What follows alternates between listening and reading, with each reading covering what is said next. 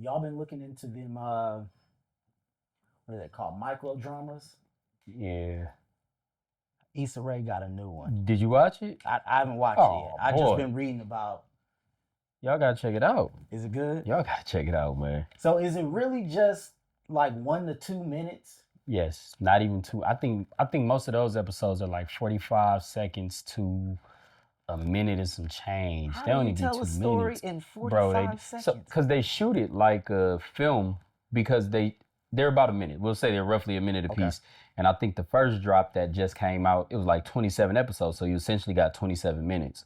They have the second wave coming, I think May 22nd, and more or less is going to be the same. So essentially, you're going to have a feature length film, about an hour, maybe an hour and some change once it's all said and done. But they just cut it. But the way it's written, it must be written to like a beat schedule because they leave on a high note, a cliffhanger or something like that. You write it the same way you write any story.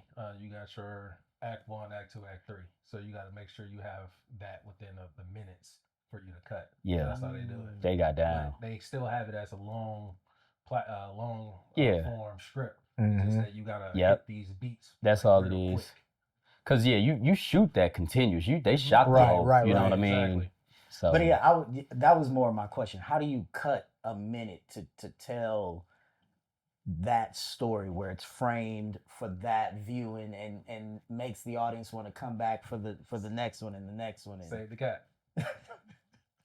Trim the fat. Yeah, I guess so. And you go straight to the point. What is the point of this? And that's moment? exactly what they did. And I thought it was done well. It Oh man, y'all ain't nobody watched it but me. I ain't watched it yet. Man. I said I was gonna check it out because I'm like, clearly this is the future. I mean, we don't have the attention span to sit there and watch a hour series every day. You know, people are constantly on their phones, so I mean, it makes sense. I know I'm gonna check it out. Because I wanna get into that. Yeah. I already got a pilot for one. I thought it was fun. Put me in it. It's pretty. This is my audition. What I gotta do? I rocks with my people, so my people are always in it. I'm taking full advantage of the opportunity of you being here. So I might get on your nerves a little bit. So it's all good. Well, welcome to the Lock Picture Podcast, where we discuss all things film and a little TV too. I'm your host, Marcus, and you know I got my A1s, Triz, and Lloyd in the studio. And before we get into it, please hit that subscribe button and join the Lock Picture Podcast family. Well, gentlemen, we have a special guest in the building. He is a friend of the pod. Mr. Rob Phillips is a producer, director, and writer known for his work on the new Apple TV series Cape Fear, Cobra Kai, Grosse Point, Role Play, Life of the Party, and Disconnection Notice. And he recently just wrapped production on the last season of the Chicago franchise. That includes PD, Med, Fire, all three of those joints. Rob, welcome to Lock Picture Podcast. Welcome. What up, man? So we wanted to just take some time because, you know, we don't get these opportunities to talk to an industry insider, you know, and you are an industry insider. So we wanted to pick your brain, you know, have you share some of your experiences, some of your wisdom with the game. So first off, can you tell us what about the work that you do on the Chicago franchise? You know, the crazy part is that I started off in doing this filmmaking stuff about 2010, and I started off doing like producer work, directing work, and for what I am now in the industry, I never thought that I would actually be doing it. It's completely different than what I envisioned for myself. I started off doing the COVID is when I got my opportunity. It sucks that I had to get into the industry when everybody was like passing away from COVID and everything, but that it opened up the doors for me. So I started off as a COVID PA, and that COVID PA job led me to work on things like Cobra Kai, the parenting, and some other things. But now I elevated a little bit more, and now I work contract under NBC directly, and I do their health and safety side of everything. It's called EHS, Environmental Health and Safety, and that right there is it opens up doors for you, man. You in the room with the right people. Mm-hmm. Now, being a corporate guy, what EHS means to me is, coming up with all the rules and policies of, it's simple stuff as even like instead of using the ladder, if you hop on a chair, EHS is on your ass. On your ass. On your ass. You gotta be the annoying nigga. Trying to store buy chemicals. They're like stopping me to say, hey, where are we gonna store it? Is that you got the proper label? Yeah, exactly. all of that. All of that. Yes, I'm the guy that you love to hate. Yeah. You love that I'm there, but you hate that I'm there. Yeah. But overall, it's essential to what production is need right now, Mm-hmm. and it's showing that it's beneficial and it's helping out a lot of productions with what they need and being the advocate and the middleman between the crews, the producers, and the network. Mm-hmm. So would the whole incident with what's his name, Alec Baldwin, mm-hmm. is that a big part of your work, like preventing stuff like that and mitigating incidences like someone accidentally getting hurt or shot because of stunt work or props and stuff like that? Yeah, that's actually what it is.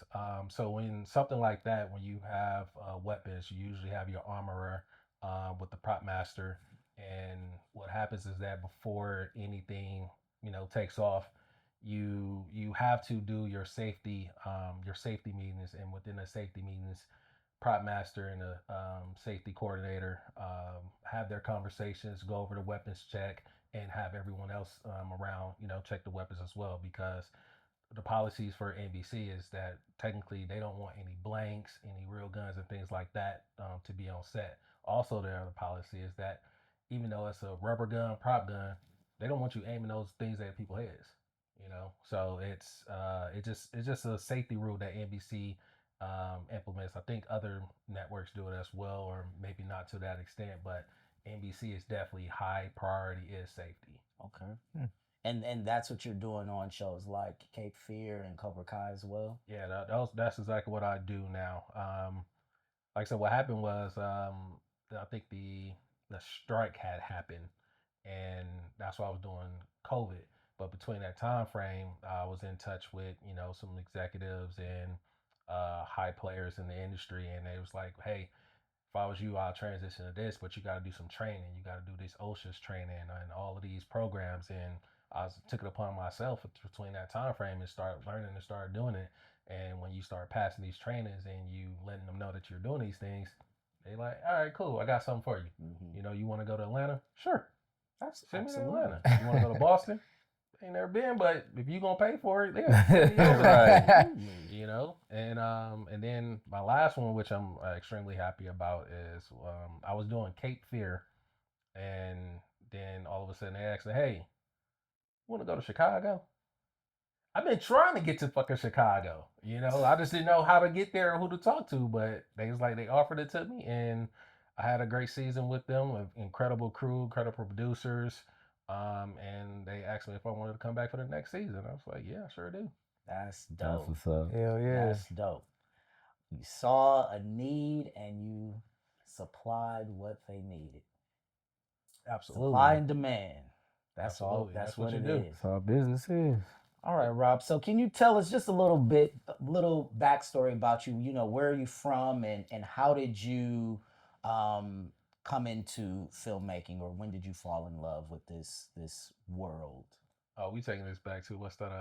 Brown sugar. When did you fall in love? My love for filmmaking came when I was in high school, and the funny thing was, I was watching one of my favorite movies at the time, Cruel Intentions. Okay. And I was watching Cruel Intentions because I thought I was that Playboy Sebastian. I wanted to be Sebastian like crazy. Like this dude was ruthless and he did whatever he wanted to get whatever he wanted. And then I realized that I don't think there's actual people out here that's living that type of life, but there's somebody that created that entire world, and now they're playing God with these people that's in these characters. And I decided at that moment, instead of being a little player, I wanted to be a writer, I wanted to be a director, I want to be in the film industry. And that's when I wrote my first script in high school. It was called Sensual Evil. It was some crazy dumb idea I had about a ghost back in the 1870s and terrorizing people, and it was something that was lame as fuck because I didn't know how to do anything. But if I go back to it now, I will fucking murder it. I will kill that, but I started to do that, and then the crazy thing about the Cruel Intention thing as well, I had the VHS, and a lot of people don't know what the VHS is. Um, but I had We the know here. VHS. We know here. Right. So I had the VHS of Cruel Intention. When I tell you that nobody knew about Cruel Intention until I gave it to a female, and then she passed it around the entire school, and nobody gave it back to me. They was like, I love this movie. This movie is so great. I'm like, no, we just weird as fuck as young kids. Because ain't no way in hell this should be the best movie that we enjoy right now for all the shit that they wanted to do in there. So that happened, and then Now, did you go to an art school? I did go to an art school, but not right after high school. Okay.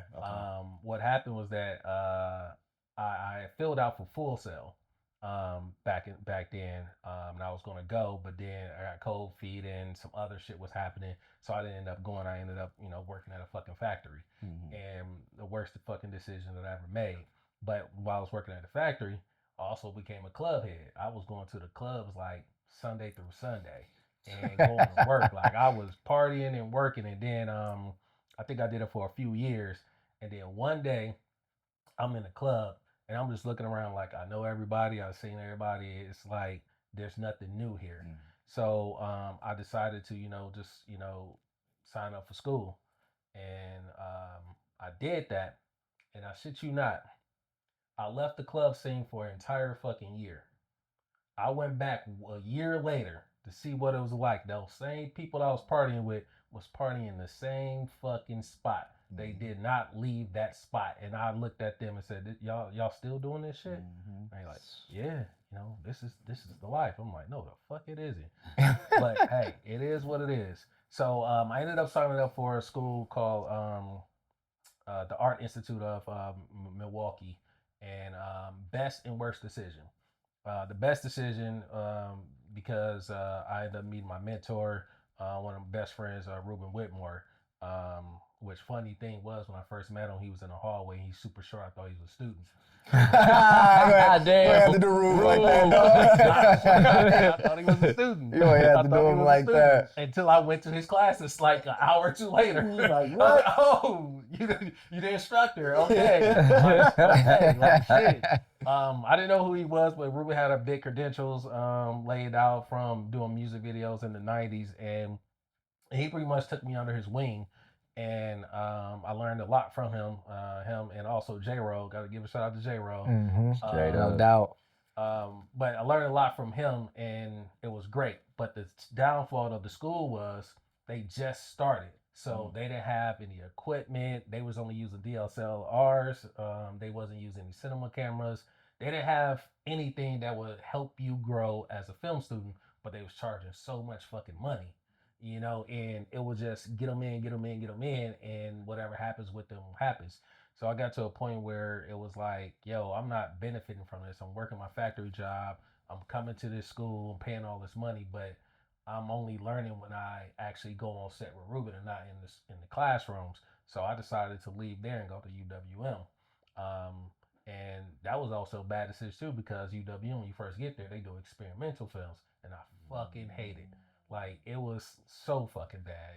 It was cringing. Like, What you like experimental films? What you mean? like there's no scripts. It's like you set up a camera and you just walk around filming yourself doing shit. And oh, I'm a painter. I paint and I do all of these things. It's like, bro, you can call it art all you want, but that's bullshit. Yeah. I came here to learn how to do film, but you got to stick through it and get through the other classes to you until you get to there, because there's a lot of dope ass filmmakers that came out of UWM that I work with, you know, and but they dealt with it. I couldn't do it, and also around the time is when I made my first movie, role play, and we made that while I was doing UWM, and it ended up selling out in Walmarts all over the country.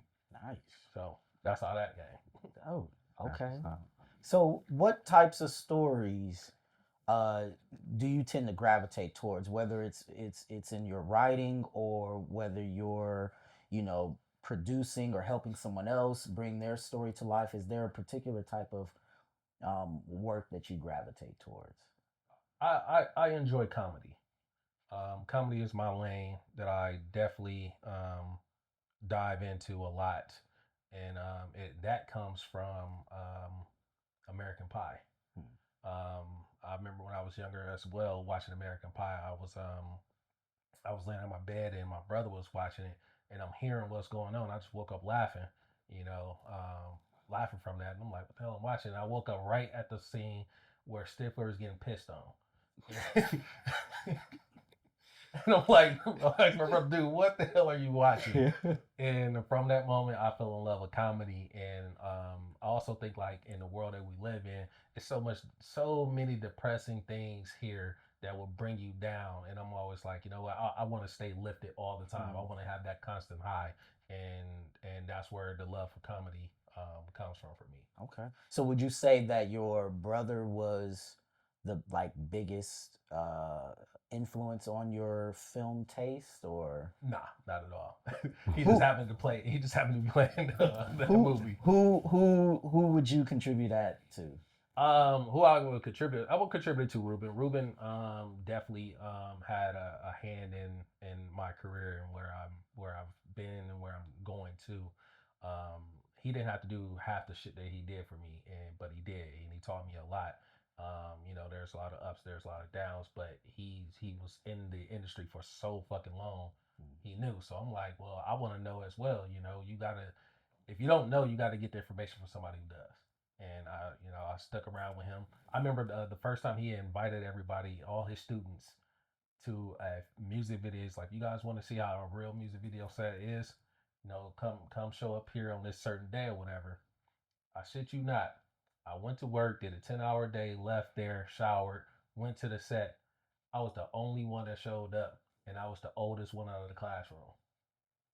No one else showed up. Oh, they didn't want it. They didn't want it. They didn't want They it. didn't want it. And that's when I first met J-Roll. And then J-Roll still talked to me about this. He's like, bro, you was the only motherfucker that showed up that day. Nobody else. And you, like I just said, you older than everybody.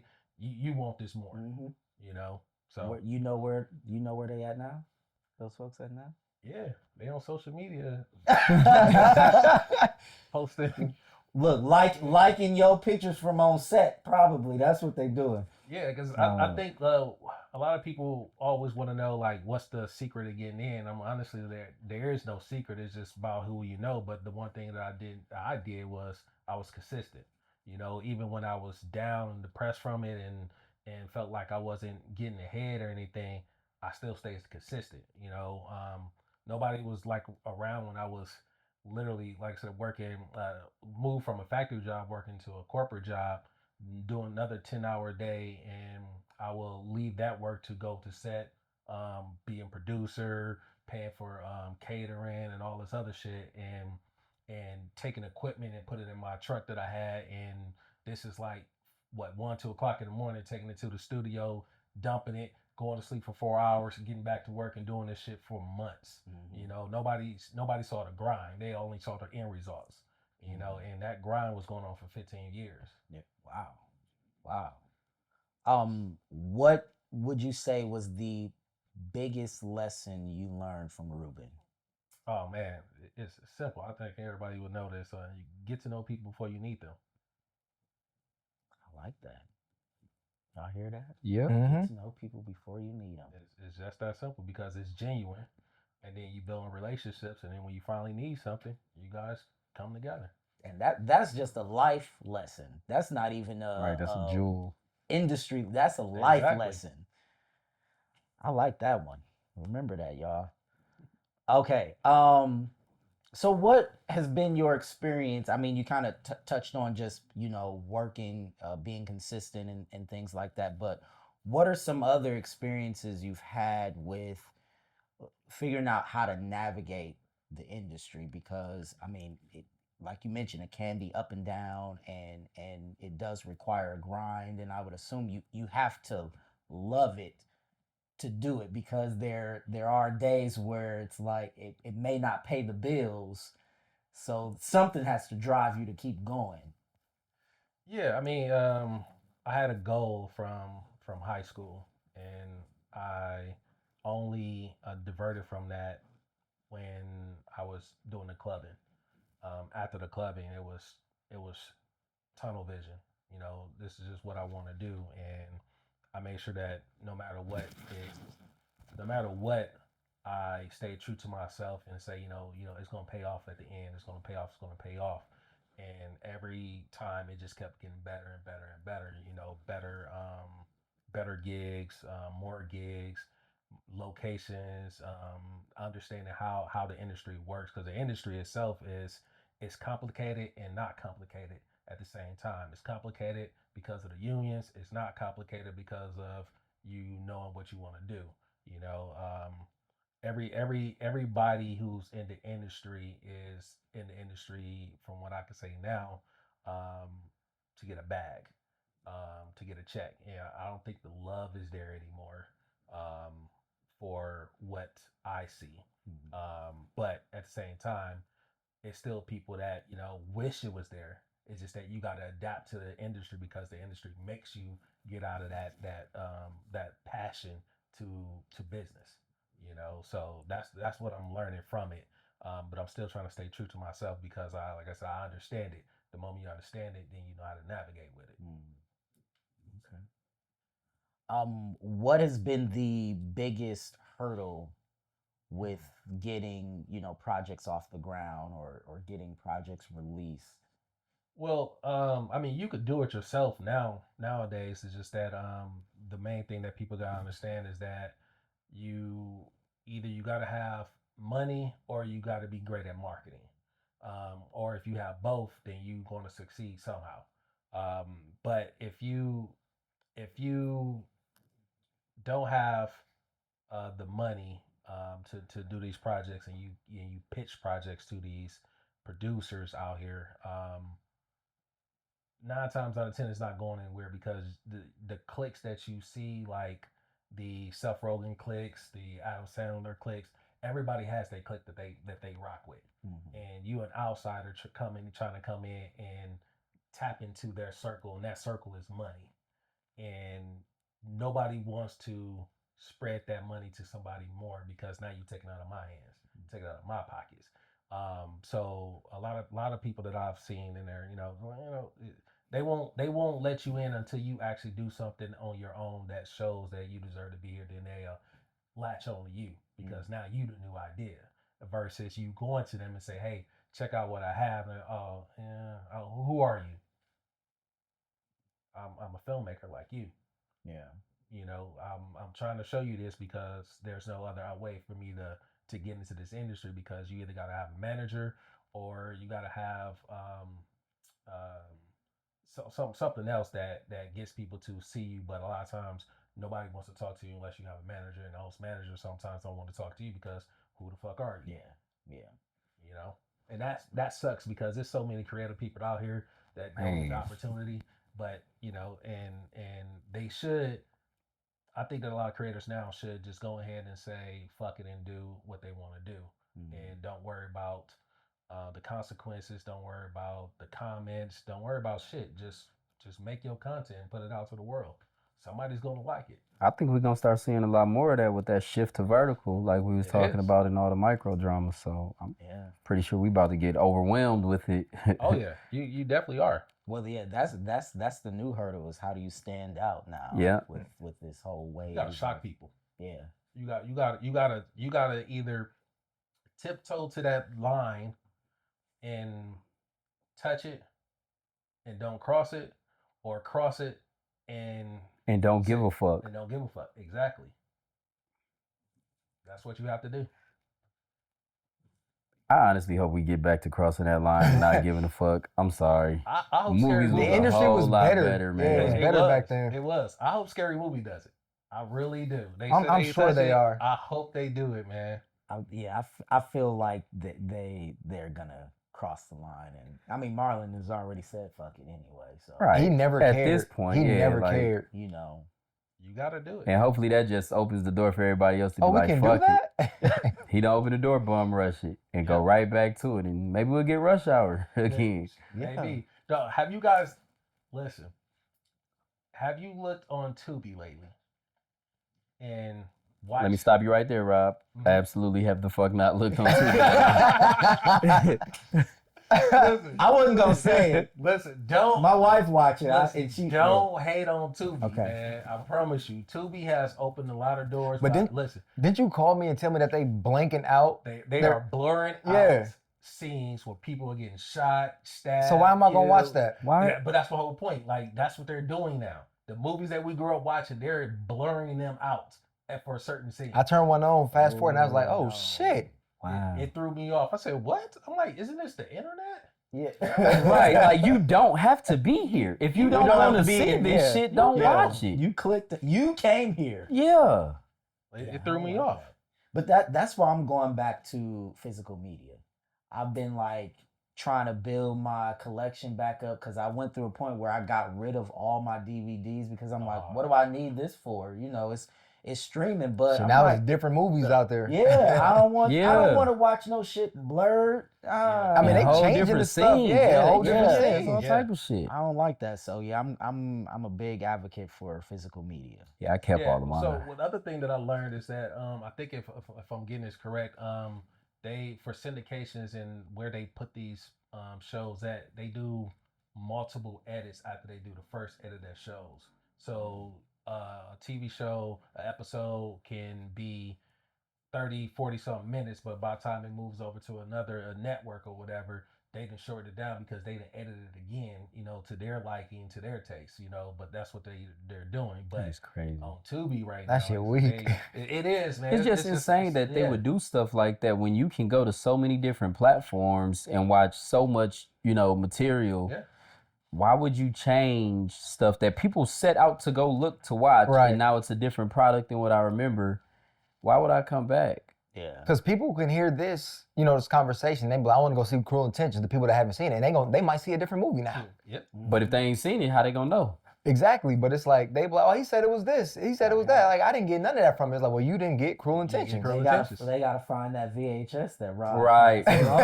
Somebody Somebody after they hear this episode, somebody go dig it up. Watch. No, so a funny thing about it is that the female that I gave it to at the time, I saw her at the club.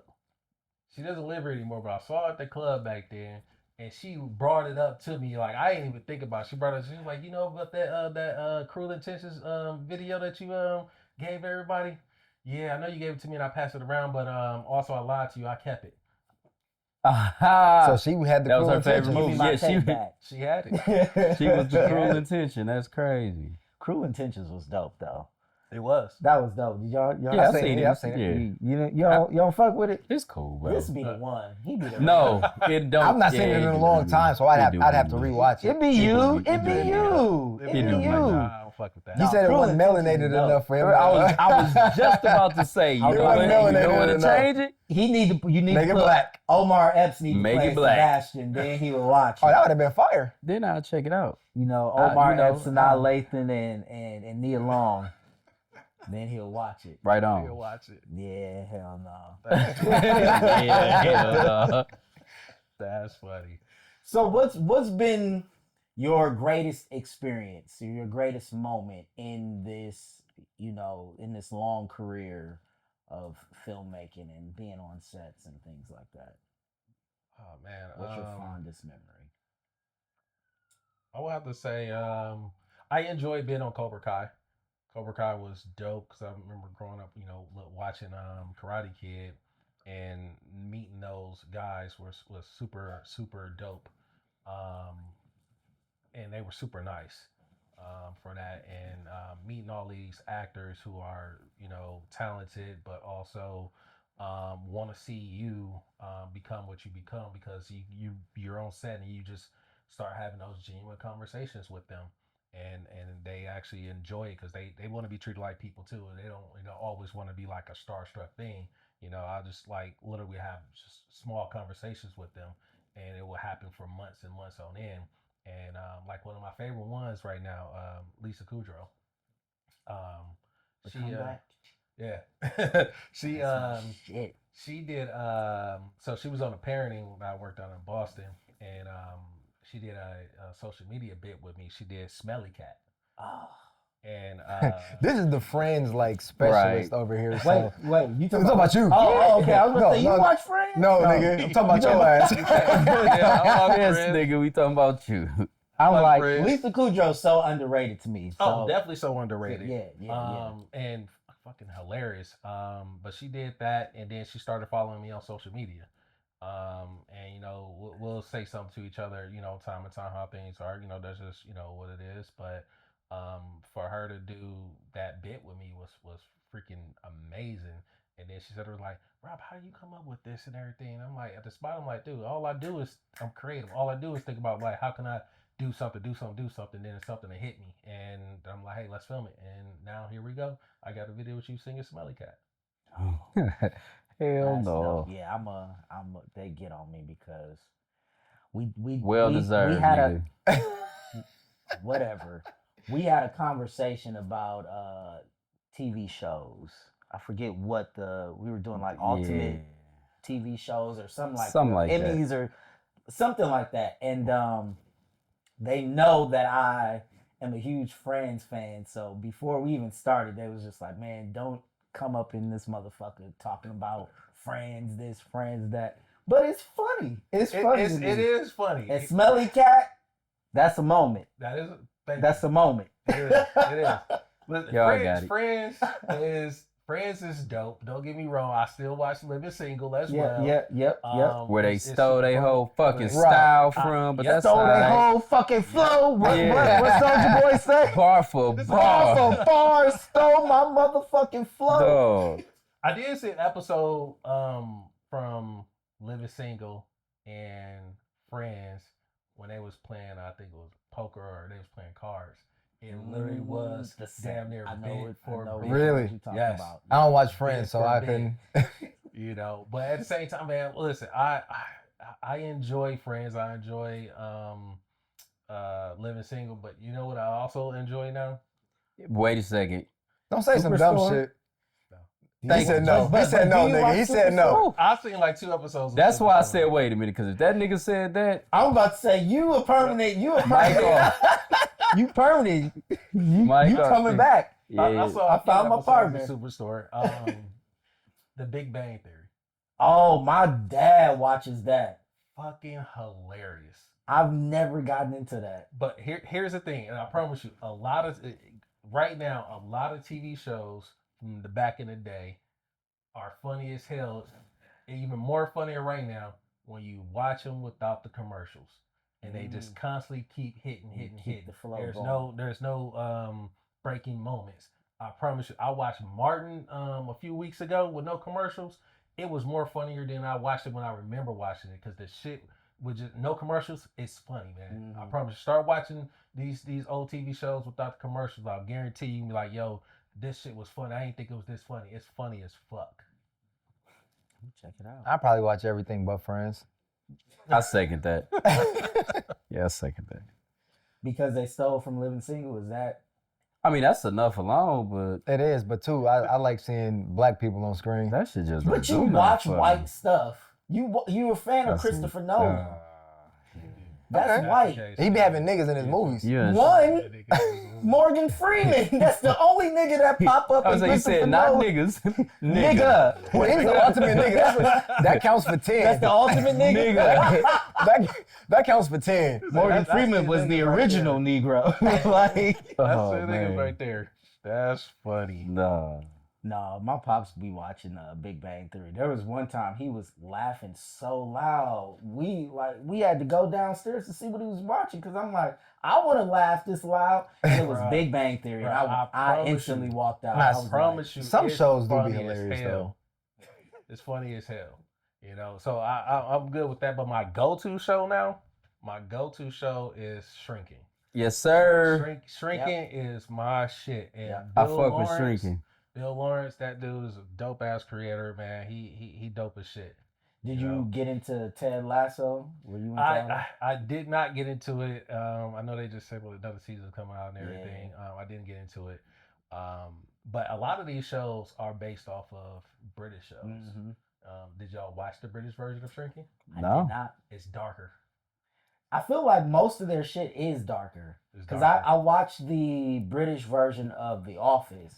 Oh, And yeah. I was like, oh, I thought The Office was bad. And I was like, No. oh, shit. Well, that's Ricky Ricky. Gervais. Yeah. He don't give a fuck about nothing. Nothing. Yeah. different. Nothing. He don't care. I about fuck with shit. dog. Yeah, I fuck with him. He Yeah. I don't fuck care with about him. shit. Straight up. Have you seen his show Extras? Mm-mm. Have you seen Watch his that. movie, The Invention of Lying? That I've shit seen- is I've seen clips of hilarious. it. Yes. That's great. Hilarious. Why? So you do like white movies. That's what I don't like Friends. That's what I'm like. He watches I don't like white people. I'll say I don't like white sitcoms. I'll put it like that. I watch like stuff where they cuss and got all of this crazy shit, but Where the they sitcoms cuss is and too got silly for crazy me. shit. So you didn't get into Seinfeld? That seemed like something you Seinfeld would was watch. funny, though. Seinfeld seemed like something you would watch. I ain't watch Seinfeld. I ain't watch Frasier. No. Frasier was Hey, funny. I watched My Frasier. mom I used ain't to gonna watch hold Frasier. you. I That watched shit was Frasier. funny. Yeah, funny. I watched Frasier. What about since you like the I don't give a fuck type of approach? Ted Danson one. What about Curb Your Enthusiasm? That nigga funny. He Very funny as gay. hell. Yeah. Yeah, he funny as hell. So then you would You- probably watch. but hold on. Seinfeld. He didn't answer the question.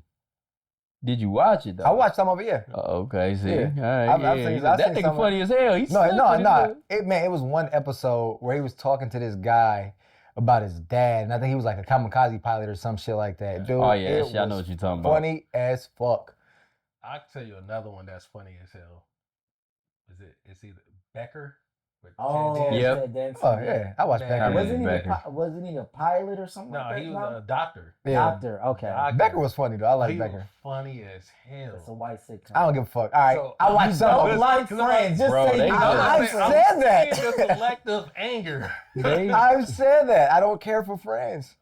But then You they know, come at me like they recently just said that they still make $20 million a year off of Friends. Damn. They don't have. I to wish work I was anymore. on Friends. Each They of don't them. have to No, work nigga, that anymore. spot was $20 filled. It was like what, 2 black people on the Yeah. whole fucking On the show. whole show, you had That's the crazy. original Aunt Viv. She popped in. Gabrielle Union. Gabrielle Union, yep. Mhm. Aisha Tyler. Uh-huh. Those are the only 3 that I That's that insane. I know. And they in what? New York? Yep. Ain't no niggas in New York. None. Niggas Nah. in New York. Not even the Knicks. That's Nope. crazy. Not that Nope. portion. Last 3 niggas in Staten Island and shit. Man. Nope. Like, That is- y'all that's get the wild. fuck out of here. Keep that shit. Hell no. It's still a funny show though. Yeah, Mostly because my favorite character was Lisa Kudrow, Phoebe, so that's why Yeah. I fuck with her. exactly. She got a show was- yeah. on HBO now called Now- Comeback. You know, she's not that tall either. She looked tall. She's only taller than them because they're short. I was just about to say, they are and they the did shortest good shit. business because they stayed united, and that's why they're getting the 20 million. That's crazy. Still 20 million. Because they were all the first 2 'cause of niggas seasons. like They you. were all getting me. Rewatching that shit. I haven't rewatched it. I haven't Nigga, Friends rewatched is it. like Arby's, cause don't know everybody say they don't watch it, but Arby's popping and Friends get 20 million a year. Friends is like Somebody's Arby's is fucking funny lying. as hell. I haven't Somebody rewatched. I've rewatched it enough. Everybody I I know- don't need to rewatch Everybody I know, thank God. it. everybody I I can know literally watch do a Living one-man Single. show and Don't. just act out I all promise 10 I'll seasons. unplug all this shit right now. Episode Haters. over. That's funny. This is what I deal with week after week coming in here. So let me let me ask you some questions All right. since I got another body here outside of the whites because they Boy, Not they the gonna white take that the Satan wrong white. way. Not the white say for those that don't know, See? for those Don't that be don't putting know, my shit out there. I ain't did my taxes yet. Nigga, don't put my information out. Okay, fuck it, whatever. Do your research. They'll be all right. You'll know. my god. I wanted to. I want to get your thoughts on some things that we've talked through since we started this podcast because you already mentioned you don't watch Superstore. Okay, all right. Man, I'll check it out. Is Booty Call? I was going, romantic bro. I was comedy? gonna go there. Is that a romance? Is that a bro? Is it a Tell the truth. rom-com? Tell the truth. No. it It wasn't a rom-com. It was a romantic film. That's what Yeah, it wasn't even romance. romantic It was comedy. not rom-com. Romance. No, It was romance. It was romance. It was The romance. category was romance. We were doing a draft. Would you categorize Booty Call as a romance film? What is a rom-com? Bro, A romantic comedy. Thank you. that's a rom-com, not a romance. There's a difference. It's romance with comedy in it. And that would have was a been love correct story. if that's what we.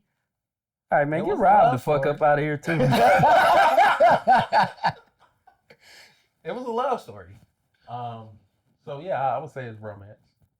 Thank you. Wow. That's all I'm saying. All right, cool. Y'all got it. The alternate ending.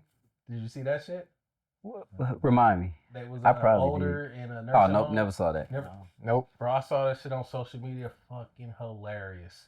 They all four of them old as shit talking shit about each other in the nursing home. It's Wow. fucking hilarious. I'm gonna have to find that. If you find it, just send it, bro. I'll send it to you. It's hilarious. All right, bro. I guess you've been absolved and vindicated. You know what I'm saying? Y'all tried to crucify a nigga. What are Hey, you gotta trying stay to away from the Jesus crucify? topics, Yeah. nigga. You ain't clear on that shit. I wouldn't. Is Spike Lee overrated, underrated, or appropriately rated?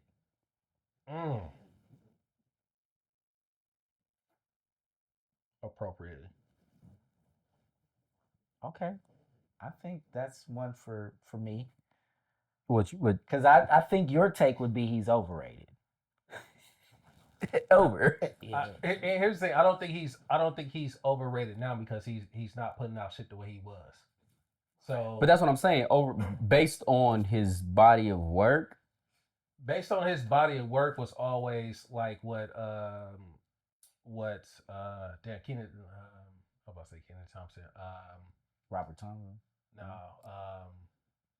Wayans. Keenan Ivory Wayans? Yeah, what he wanted to do in "Don't Be a Menace," message. And that's what his movies are all about, is having that message, especially trying to be a voice for Black people. And there's nothing wrong with that, you know. But for his style, I think that's his style, the same way New York music is for New Yorkers. It's alright over here, but it's not the greatest shit for me. But in New York, it's the best fucking shit ever. Cause, all right, you got it. You got it. You got it. No, what you gonna say? It's because that's where the nigga from. So it's That's the like, whole you know what I'm point. saying? Yeah, it's like, So, of course. So that's the reason why I say You hold what I'm it saying. down for your hometown heroes. I Yeah. get it. So if that, Wait, if you that's from a, New York? no, No, you Spike. talking about Spike? Yeah. Okay, okay. You know, so he told his story, you know, the same way that New Yorkers, you know, do their raps and stuff. You know, like, all right, that's for y'all, but y'all can't pull that shit out over here in the Midwest. But see, my thing is like, and I hate when people say, "Oh, well, it's for New York," and you know, it's New York. Well, release the shit in New York. True. You know My what I'm saying? thing Like, with if Spike- it wasn't Limited for us, release. limited release. That's if funny. it wasn't for us, and you don't think we're gonna appreciate it, like, don't make some shit send it just for over here. people who were born, you know, who live in New York. I bet you them niggas on Friends don't understand it. They was in the same New York. See, They was in the same New Spike York. don't That's Spike funny. don't exist. I think You know what I'm it's saying? crazy, in like, there in France, like- New York. Friends, New York. Spike's stories be cool. It just be some of the dialogue just takes me out of The it. dialogue Yeah. definitely is. He got the same shots in every film. It just nothing feels different. Nothing. When you go to sit down and watch a Spike Lee movie, you know exactly what you gonna get. Some corny dialogue. But just even the last joint, the highest to lowest Yeah. with Denzel. I'm like, all right, man. Listen, You got your get, I got my... Man, shut the fuck up, man.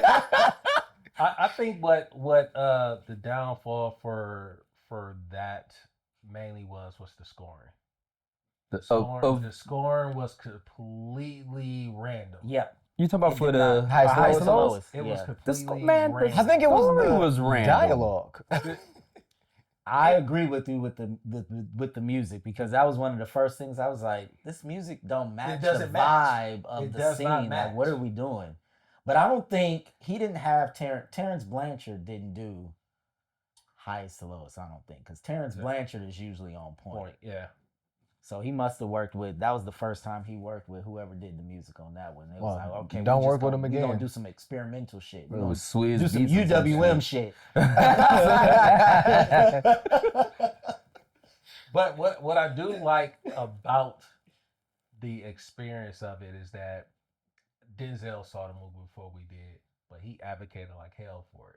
And that's Hell, I the gotta one help this thing- studio get that money back. But that's the whole thing. That's what independent filmmakers have to do. Even though if you make the worst shit, you still gotta tell somebody it's the best shit ever. Right. No, I because respect you all gotta of that. Right. Watch it. I respect know, all of that, but when you get held to such a high regard, at some point you gotta meet that level.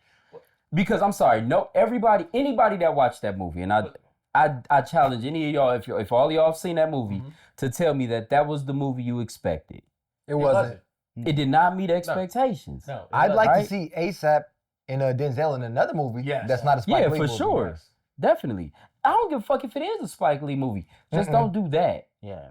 You know what I'm saying? Like you really had Denzel and he had 80-year-old baby face in this movie. You know what I'm saying? 80-year-old baby face. That's exactly who he kind of looked like he was Yeah. playing, you know. Facts. And then just some of the way the shit went down, it's not even authentic. Yeah. It wasn't. You know what I'm saying? I So already it's know just what scene you talking You already about. know what the fuck I'm Mhm. talking about. So keep it, man. Like when you're somebody of that stature, you gotta come with it. You can't just put movies out and say, well, I'm Spike. I think he has some amazing highs, but he has Highs some to lows. Definitely. very Yep. low lows. Yeah. Yeah, that's why I say like right now, for me, he's fine. He's Yeah. on a level where I'm not praising, but I'm also gonna say like, nah, his shit is weak. You know, I'm not doing that.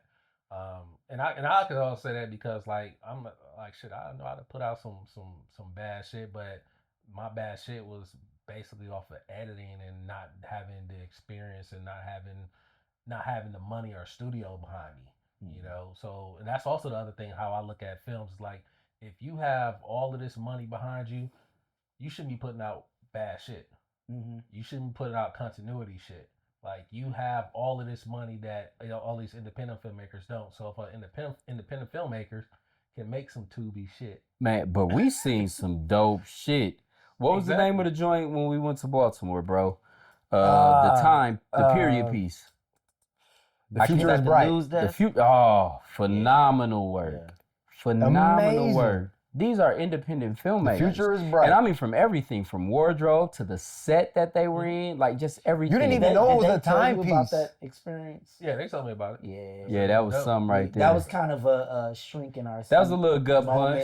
punch. It was just like, you oh, remember shit. A Date with Lucy? Yeah. Oh my God. A Date with Lucy was terrible. Listen, it was a perfect setup. I remember when I went to that restaurant and got that background with all That those- was That was fire. amazing. I went and got that was location, beautiful. bro. That location was fucking Amazing.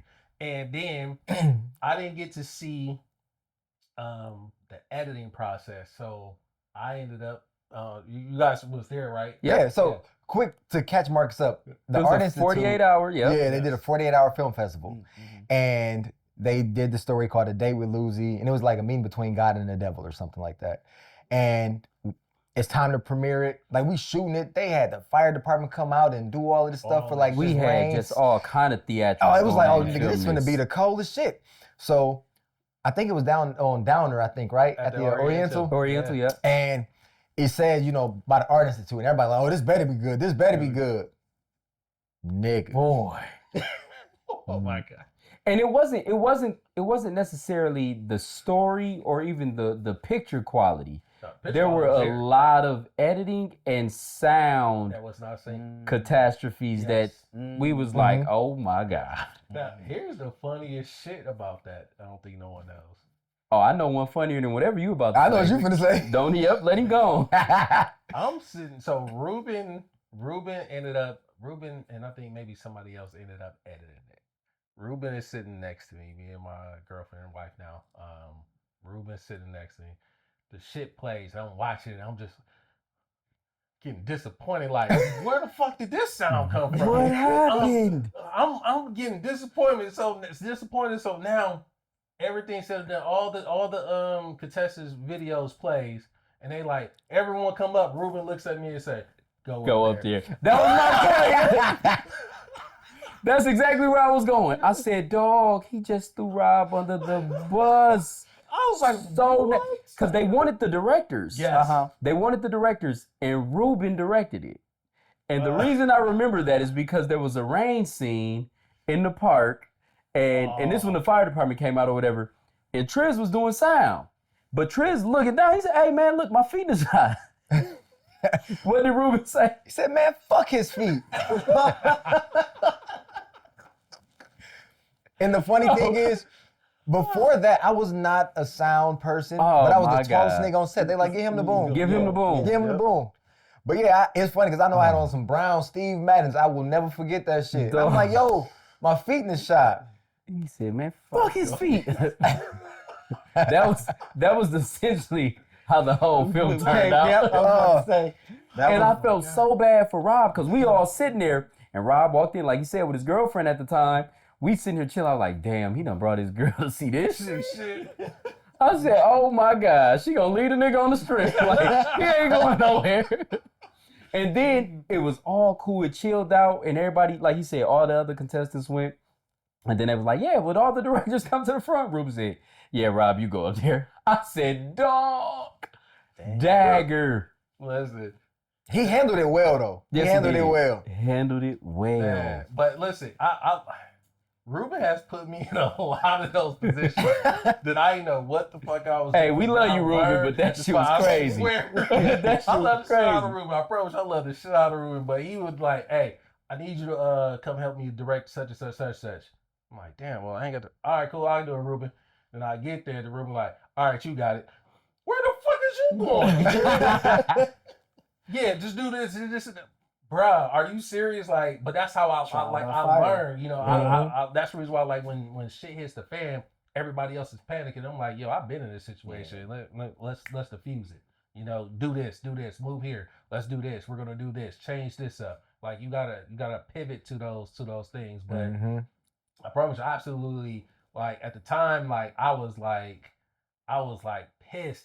Like, damn, like, I'm in this situation. I don't know what the fuck I'm gonna do. But at the end of the day, I ended up doing way better than I expected. And a lot of the work that I did turned out fucking amazing. You know, but that's the reason why I also say, like, yeah, he trial by fire. He put me in this situation, but that's also a good thing for me because I'm not afraid to jump into shit now. Right. You know, it's like, you know, Ruben called me right now, say, hey, I need a project for you to do. And I'm like, in my head, I'm like, well, Ruben ain't gonna be there, so I'm gonna have to do this. Right. You already know. So I'm like, I'm prepared for that. But if Ruben hit me up saying, I want you to do this, I'm doing it. There, what you need? straight up. Yeah, that's typically how it go. If Ruben called, we just show up. Yeah, Just show you up. there. Because that's the thing, like, we didn't go to the Art Institute. Like, me and Lloyd, we didn't go to the Art Institute, but, like, whatever they were working on, we were there. Yeah, Ruben always included us, so Absolutely. for sure. So how did y'all get connected with Ruben? And I would assume y'all got connected with Rob through Ruben. Yep. Yeah, we got connected through our cousin, Yeah. if I remember correctly. Yep, It was that's right. definitely through Styles, through our cousin. And I think that was like right when we were transitioning from music into film. Yep. And then yeah, he just kind of linked us with Ruben because he knew because they went to Grambling together, right? I think Ruben taught at the school he was the principal at. It was Okay, something like something, that. yeah. It was something like whatever, that. however I know that they- connection was, they knew each other. And then when we told him we were transitioning, he said, "Oh man, y'all need to holler at my nigga Ruben." And boom, Since then. been locking steps since then, man. And I think it was around like 2010. I think it was around the same time. Back then, like 2009, 2010, somewhere around there. Okay. And then it's crazy because when he was telling us who Ruben was, you know, like he like, man, yeah, my guy do film this, that, and the third. But he wasn't like giving him the props to like what he really had done. Mm-hmm. He like, yeah, man, he do filming. I told him that y'all was, finna fuck around with it, so y'all should, link or whatever. And we like, cool. And we met Ruben. And Ruben will talk, man. You get Ruben the platform, Ruben will run it down for a minute on you. But he just full of knowledge, so you just sit there and soak it It's up. crazy. And then we So like, much damn, man, he knowledge. talk like he know a whole lot of shit. Like he been, and then we go look, and we like, this nigga did all of this shit? Yeah. Oh yeah, it's over with. Whatever he's saying, that's gold. That's Exactly. law. Yep. Exactly. And cause he don't even lead with that. He He will never ever give you his resume, which is to me crazy, but Yeah. it's the flyest shit in the world because Hell you're yeah. gonna go look, and then when you see what he's done, it's like, damn, he ain't even lead with that. I only know because of y'all. I've talked to him. He confident in maybe his work. four Yeah. times. Man, he It's just do never- what he his do. Resume's never Yeah. come up. Man, You know. but he did one of my favorite joints, Slipping. Falling. Yeah. Boy, that's my joint. When I found out he did DMX. DMX, boy, I was like, get the fuck That's out Said, of funny. here. ain't no 40, way. Sprinkle 40, Me? come on, We sprinkle were- me. Me and Ruben, Soul Food, we were Goody doing Mob, something he at did so Nicolay. much shit, dog. and he was like, ever tell you about the time I almost killed DMX? I'm like, nigga, what? Exactly. And in that scene, there's an elevator. I mean, in that video, there's an elevator scene. A lot of smoke and there's these hands reaching out at him. And then every time he yelled cut, you know, he disappeared. He'd be like, oh, where the fuck this nigga at? He didn't know he was asthmatic. And like that smoke was Yeah. about to Fucking take him him out. up. Taking him out. Shit. But he was trying to deal with the shit. Yeah. Dog, yeah. So, okay. The legend himself, Hell Ruben. yeah. After Yeah. Ruben, come on. You Hell have to, yeah. Grace man. us with his Definitely presence. gonna have Ruben, to. That Grace nigga us with sit your on this presence. couch and say he watch Friends. I might have to take back everything I fucking said. Ruben, Ruben, tell us you watch Friends. do not let your boys down. Even if you do, Say it. omit that. Say it. No. Say, nah, I don't watch Friends. Okay. All right. I got a few more questions. Right. Your opinion on the original Halloween, starring Jamie Lee Hate 'em. Curtis, directed. Moving on. No, let's sit down that for was that that one. a little too quick. Yeah, let's talk about it. I am not a fan of Halloween. Thank you. Not a fan. All of them. is Marcus like, this episode is franchise, done. IP, money grabs. I am Come not on. a fan of Halloween. Now we Not even preaching. Halloween H2O. We cooking with. Not a fan. But again, that's just me. Like if other people. No, it love ain't just you, know nigga. what I'm saying? It's me too. Man, Marcus both had of us them. watch that bullshit. We could not wait to get to record. Man, yeah, talk I about was that talking to episode. Trez. I said, bro, ain't no way. I was like, I'm on his ass. Marcus No. 10 toes down that is the greatest Halloween joint No. ever. You got You gotta be. a pale Shitting William me. Shatner running around in coveralls, just You looking gotta at say- niggas. Just Like, walking. no. Just Like walking, yeah. motherfuckers. But he ran up the back of that goddamn station. Yeah. I said, So, no. Damn, No. I thought I had No, one. you didn't. You No. like Scream. That's the one. Yeah, That's yeah, the Scream. one. Okay. Yeah, I worked with the stunt guy that was in Scream 7. He played Ghostface in Scream 7. Okay. He's a pretty dope dude, Jeremy. Worked him down in Atlanta, but yeah, I'm a fan of Scream. Well, we got Franchise. another one. We got an eighth one coming. Oh yeah, Yeah. They trying to keep up with Fast and the Furious. oh yeah. They gonna keep going But and going. but and what's going. crazy is these newer ones are making more money than it's not like it's falling off. But They're why do you making think it more is, though? money. I have a theory on why shit like that works, but why do you think it is? I think it is because it's like people like me that's like 100 fucking let's percent. go. It's definitely every people time. like you, but it's people like you that take their kids. They be like, man, this is the shit I grew up on, and this is Oh, what I yeah, for love. sure. If I had some shorties that we would be going to see every fucking. And they be like, Scream. Dad, what the I fuck don't is care if they in this? preschool or not. Oh, Look, boy. don't tell your teacher. They about to tell on you. Them motherfuckers be in counseling, like, and then Look, Hey, right? They I gonna be turned out fine. no I went and niggas. saw a nigga, demon you knight. almost got committed. They gonna be running around your crib with butcher knives with duct tape. Hell yeah, with red Gatorade. What's your And I'll be favorite like, scary movie? they're creative. He said, there they go. They're gonna be actors. Said, One "Them like- my babies. That Yep, shit means yep. something to me. Public Enemy. Have you seen the Johnny Depp Public Enemy? No, I've No. seen clips. Okay. Of Okay, it, that's fair.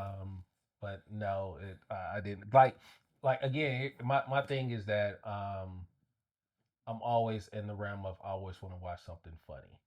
If not funny, something that's educational that I'm going to learn from, or something that's superhero type shit. Superhero. Oh, shit. Marvel fan. Marvel. Here we go. Blank All right. Man. Oh, absolutely. Okay, thank Meteor you. Man. Greatest Meteor superhero Look, hero of all listen, time. Meteor Man. So I met Robert Townsend about a month ago. I was in the breezeway at Center Space. We were filming Chicago Fire, filming on their burner stage. And I went to Crafty. And as I'm walking back to the stage, I see this figure on the phone with a hat on. And he turns around. I'm eating an oatmeal cream pie.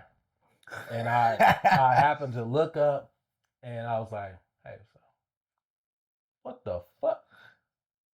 All he did was shake his head. Yep. Yeah, It's me. it's me. Mm-hmm. And I just did like that to him, and then I just like was like starstruck for a moment, like that's Robert fucking Townsend. And I go on the burn stage, and I'm like, fuck, do I go out there and interrupt this nigga phone call,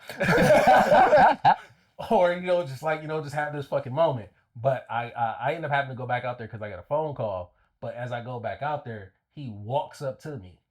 He walks up to me and says, "Hey, how you doing? I'm Rob." And I'm like, "I'm Rob as well, man." Like,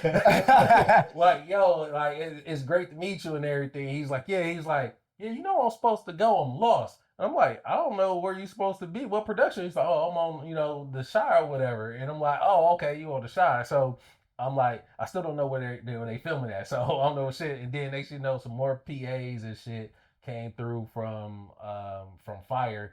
And was like, "Oh my God, Robert Townsend," and just freaked everybody out. And then he walks off. As he walks off, Leroyce comes up out of nowhere. I'm like, "Where the fuck you come from?" He's like, "What up, Safety Rob?" And I'm like, "What up, bro?" I'm like, "What up, bro?" And then he gets to tell me like, "Yeah, I'm shadowing Robert Townsend." And I'm like, "Oh shit!" Like, okay. So that's how I met Robert Townsend. That's and then I inboxed him on Instagram and he wrote back. Oh, that's what's up. And he's like, "Yo, I remember you, man. Like, I'm happy that you're doing things. I see stuff on your page, whatever. Keep it up." And then he was like, "If you got some shit or whatever, send it over to my management company. I think it's a CAA or whatever, and send it over to him. I look at everything." I'm like, "Oh That's shit." dope. I was like, "Okay." Cause he ain't gotta look at shit. He ain't gotta look at Man, shit. what? That's He is dope. the shit. He is the Right. shit, right? That's dope. That's Okay, crazy. my last one. I know you just gave the whole comedy spiel, but Creed. Was Mary the villain?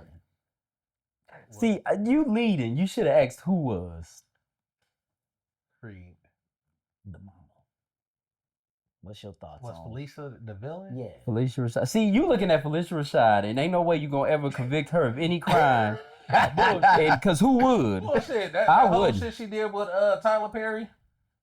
The Yep. fraud on the elderly. Yeah. I forget the movie, but Yeah. yeah. Oh, Tyler Perry, she committed some fraud. She She they was were doing some shit They in were that like movie. stealing Yeah. from Cicely Tyson or something like that. Felicia Rashad. Felicia motherfucking Rashad. She didn't do that. She did it in that one. She did it. Somebody made her do that. She did it in that one. Tyler Perry. That woman Tyler is Perry pure made her do gold. it, yeah. I forget Did the you name see of it, The but- Beekeeper? Yes. Is Oh, she yeah. in that? You Yeah, goddamn she right is, she yeah. is. And she on the other side of the fraud. Jason Statham? Yeah. Yes. Yeah, She on the now other I side gotta of watch fraud. it. I That's watch what he it do. because I was She's on the other side I of the gotta fraud. watch that now. She redeemed herself. Fuck what y'all Okay. talking about. you the one that came But for her. she- We I I know ain't you saying seen. I know you nothing. seen that clip. Was it like Daria in Detroit or some shit like that? Oh yeah, I've seen that show. That's a good show. Yeah, You got something to say? Nah, she going wild. That motherfucker though. Felicia Talking about I know, Temptation. cursing and shit. I was like, Oh, I'm shit. thinking, Rashad was Curry. she Man. the villain in Some- Creed? Man. yeah. Cause she was pissed off at his dad about him. And then subsequently, he followed in his dad's footsteps. So then she was mad that he was boxing. But She no, I don't think she's the villain. wanted that man to quit boxing on the strength that his daddy died in the ring. She didn't make him quit. She hated boxing, but loved the life it afforded her. That she didn't make him quit. She could have. She He didn't told her quit. The opinion. nigga didn't quit. She told him everything but what he needed to hear in the moment. She was just trying to look out for him. He needed that gas. Why didn't she go get a 2-bedroom on Flamingo, nigga? Said It's like- downsize. Downside. You stayed in that goddamn mansion that nigga got his ass whooped to build. Okay. That's neither here nor there. I love Felicia Rashad. Yeah, no, I don't think she was the villain. I done fought on both She was the sides. villain. Okay. Yeah. And then this is my last question. What are your thoughts on Barry Jenkins? Moonlight, If Bill Street Can Talk. I'm not a fan of Moonlight. Okay. Bill Street could talk.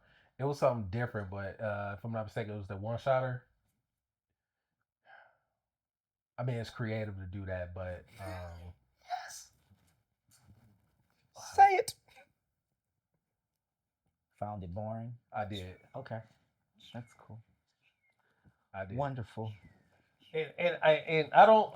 Again, like I said, I know that again, I'm my own worst critic of myself, you know. But at the same time, I'm like, you guys, filmmakers did some shit that a lot of people wish they can do, Mm-hmm. you know. And so for you to put out your work, I'm never, you know, I can say I don't like it, but I understand what you have to go through, and you have my appreciation and my respect. Yeah. 100%. Yeah. Sure. For it, you know. But just like a dot on a white canvas board is not art, and just like a banana with duct tape, it's not art. Mm-hmm. But that's your interpretation, so I'll leave it to that. Okay. I will say like this that. though: The Village, ass, terrible. The Village was great when you watch it one time and then you realize all that bullshit. No, I watched it one time. It was terrible. it was terrible the one time. Yeah, it was horrible. But you know what was fucking great? That I hated the very first time I fucking hated it. I disliked it. And I Sixth was Sense? like, I still don't like that. Oh. Bad Times at El Royale. That Oh, I movie didn't is watch it. fucking I've not seen it. amazing. I've not seen it. But you hated it the first time you saw it. Everybody, I promise. I went on YouTube. I thought I was the only one. You go on YouTube, it's so many people that said when you watch it the first time, you fucking hate it. But the second time, it's the best, amazing fucking movie you ever watched. Is that because It's of like so- expectation or No, something? like nobody had no expectation. It was just like you didn't know what was going on. You have to see it twice and put everything fucking together. And when everything starts clicking, you like, this movie is so fucking amazing.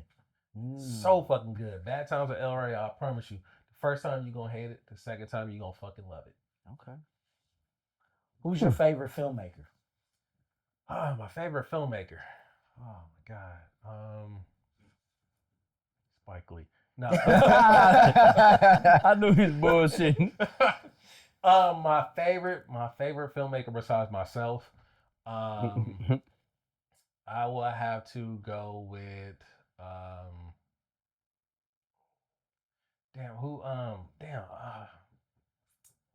director Scott Pilgrim. Oh, The director of Scott Pilgrim? Director Scott Pilgrim. I ain't know I liked that movie as much as I did. Man, I fucking I love, said, dog, ain't no way. fucking love that movie. Yeah, that one was. That was a little different for my speed. Edgar Wright.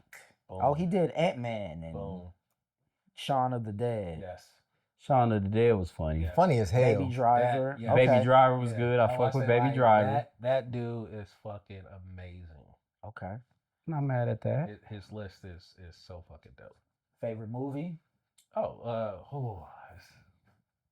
You can give me two, Alright, so- three. I'll say go with top Four, three. Go five. with three. All right. First, like I said, it started off as Cruel Intentions. Cruel Intentions was one of my favorites, but then elevated. One of my all-time favorite is The Last Dragon. Love that. Michael Schultz, dope. He's also my wife's cousin as well.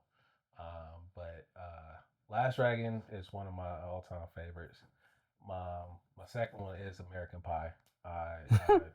This I can list tell you a is story about wild, American- nigga. This list is wild. I can tell you something about American Pie too, as well, because I worked with the creator and producer of American Pie, and he literally told me American Pie, the reason why it's so damn funny is because that everything that happened in there was true. Wow. Him and his friends did all of that shit. That's crazy. The pie. I was about to say that was the first thing. So you really put your in the Right. pie. Okay. Yep. The pie. One of his friends did it. The grapefruit, even though you don't see it. The grapefruit, the piston, all of that shit. He told me all of that shit was something that you could make up, but him and his friends, that lifestyle was hilarious, and they did it. And then also, when it sold, his lawyer made a mistake. I don't know if this is something I should, but he said the lawyer made a mistake. The lawyer put an extra zero on the paperwork, and instead of it selling for 30,000, it sold for 300,000 for the script. Mm. He didn't make a mistake. He upped his commission. Yeah, Mhm. he definitely did. But it was so that um I got one more that I will watch it anytime it is on. It's not Enemy of the State. That's my shit though. I But, fuck with yeah, Enemy but of the it's State. good. Enemy of the State is good. I love it. It's a Will Smith joint. It's the one where Chris Rock was the president and shit. Well, Head of State was funny. That shit funny. Head of State Him and is Mac. funny. Head of State is funny. I don't know NATO. I don't know the nigga named NATO. No, I would go. I would go with Enemy of the State. Yeah, Enemy of the State. That is was my good. shit. I Yeah. fuck with that. That's a very diverse. I'm list of- I'm I like it. everywhere. I love it. So we did the films. Let's have him do the 5. The The draft mount? like we do. Oh, yeah. The director, the leads. Oh, I was gonna do something a little different. Oh, where I was you- gonna ask him. Okay, go get to it. This is the last prompt, and then we'll go into. I want to play a couple rounds of keep 4, cut 4. All right, so Rob, you have one opportunity to go see a movie tonight with your wife. You don't know what the movie's about. All you have are the creatives involved. So I'm going to give you a team of creatives. It's going to be a director and 4 actors. Tell me, whose film are you and your wife going to go see? The first group. The film is directed by Antoine Fuqua. It stars Lakeith Stanfield, Daniel Kaluuya, Tika Sumpter, and Nicole Bahari. The second film is directed by Ryan Coogler, starring Jamie Foxx, Ian Noel, Karen Pittman, and Jessica Williams.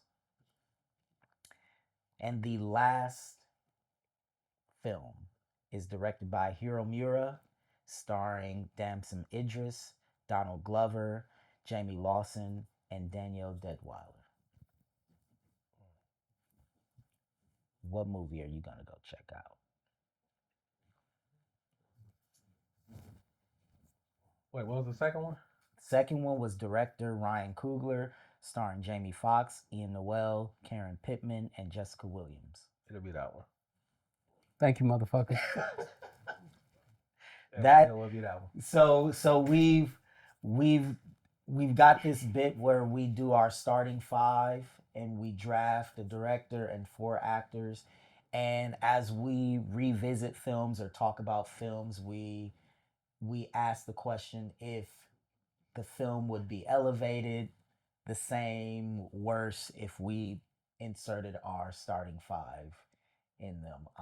Last season we had I Got Stuck with Boomerang, directed by Ryan Coogler, starring Denzel Washington, Alfred Woodard, and I don't remember, but it was horrible. It was horrible. Definitely horrible. So yeah, we just wanted to see whose top 5 you was fucking with, and you picked Lloyd's top 5. So. Most definitely. All right. That's It a was, valid- it was that's a- because that's of a Jessica valid Williams. 5. He fucked with Shrinking, and he heard That's Jessica a Williams. valid- It's a valid 5. It definitely is. You know, because it like take Jamie Foxx for instance, man. That dude elevated his career, and that dude is fucking talented.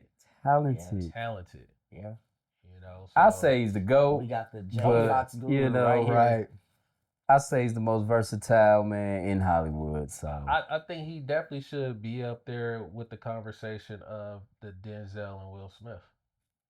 Well, we just had a conversation about yes, it. we Him did. and Denzel last week. Yes, we did. So tune in and check out how that goes. Yeah. All right.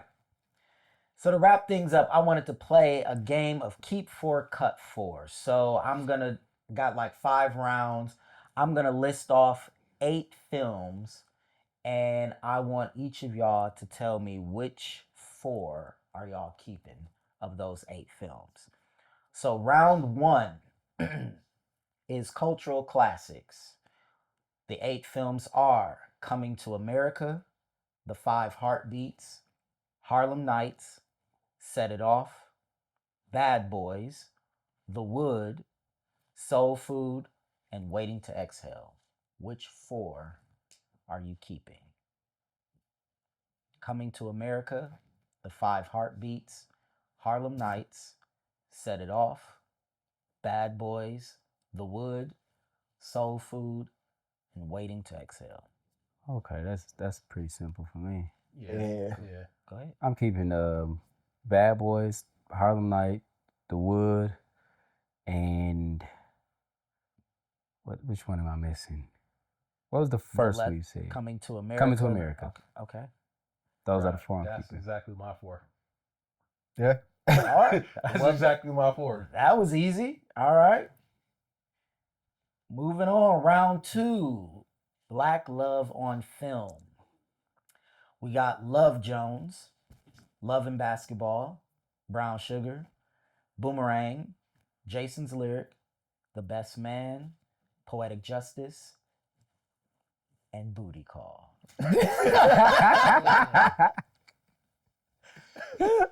Oh, Let's shit. go. I'll let one of y'all go with it. Let me see. Booty Call. Yeah, Booty Call is definitely staying. Hold on. Love Jones, Love and Basketball, Love and Brown Basketball. Sugar, Boomerang, Jason's Lyric, The Best Man, Poetic Justice, and Booty Call. All right, Booty Call, The Best Man, Love and Basketball, and what's the other one? It's right there. Got Love Jones, Brown Sugar, Jason's Lyric, Poetic Justice. Brown Sugar. Okay. All right, I'm gonna go. I'm gonna keep Poetic Justice. For sure. I'm going to keep Gridlocked. this nigga. I'll keep Poetic Justice. I'm going to keep Above the Rim. this motherfucker here. What was the first one?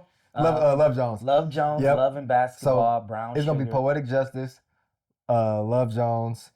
I'm gonna keep Boomerang, and then I will also take I'm gonna keep Booty Call. You better, better. motherfucker. That's why I was like, So you ran with it. I threw that one in there for you. Right. What if I did? Then you was a faking ass nigga. All right, Lloyd. Love Jones, Love Love and Jones. Basketball, Brown Sugar, Boomerang, Jason's Lyric, The Best Man, Poetic Justice, or Booty Call. So I got Love Jones, Brown Sugar, Best Man, and why do I always forget the 4? Oh, Boomerang.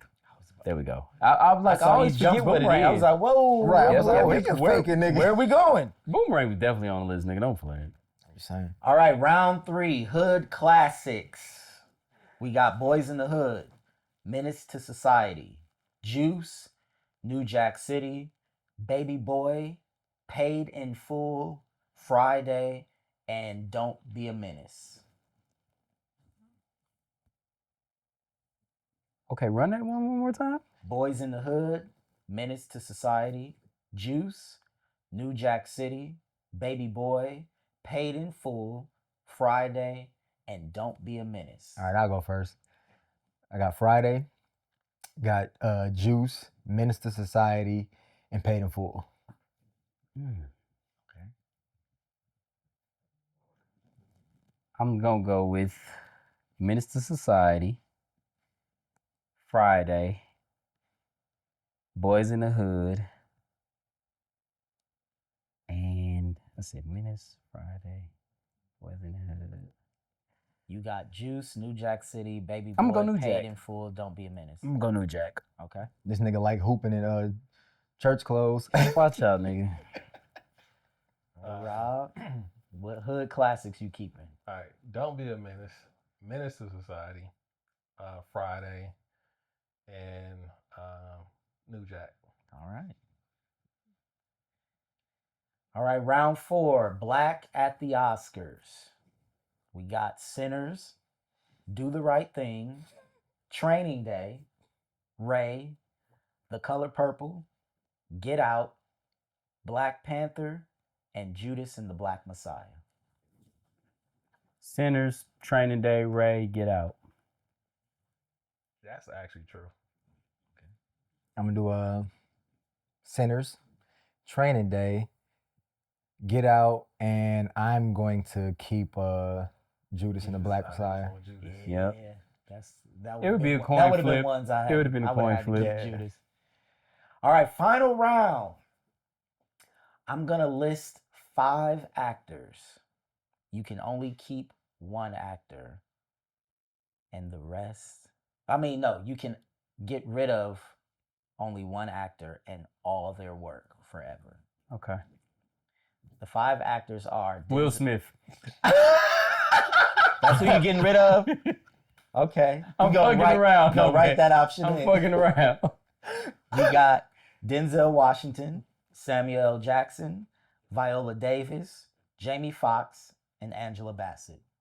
Who are you getting rid of and all their work forever? Sorry. Hate it's to do it. Viola It's Viola Davis. It's Viola. Viola gotta go. I was going with Angela. What? That's what I was going with. I would have went with Angela.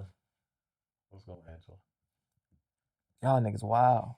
Y'all niggas wild putting this list together. That was me. That's I was this like, that nigga. nigga, wow. Hell yeah. That was this friends loving nigga over here. That was me. Had to make it hard. Had Jesus. to make it hard.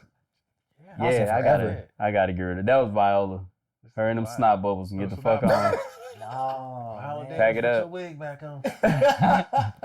Pack it up. Pack it up. Hell no. Well, we want to thank our special guest, Rob Phillips, for joining us today. 100%. Appreciate it, Right, bro. right. Please like and comment to share your thoughts and opinions with us. And remember, until next time, movies are when dreams and magic meet reality. Peace.